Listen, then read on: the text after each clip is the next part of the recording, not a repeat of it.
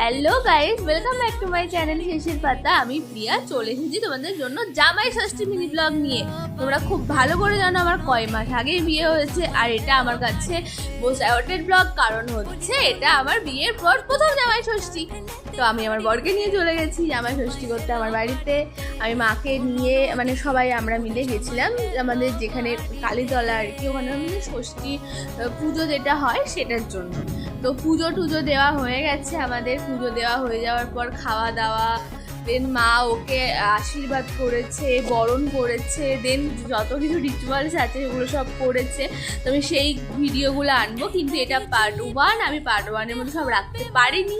ভিডিওটাতে যদি আমি ছোট 1 মিনিটের মধ্যে কতটা কি রাখা যায়। তবে আজ আসি নেক্সট পার্টে জামাই বরণের ভিডিও নিয়ে আসছি। তো জানিও ভিডিওটা কেমন লাগলো, এবং লাইক কমেন্ট সাবস্ক্রাইব করতে ভুলো না, অবশ্যই নোটিফিকেশন বেলটা অন করে দিও।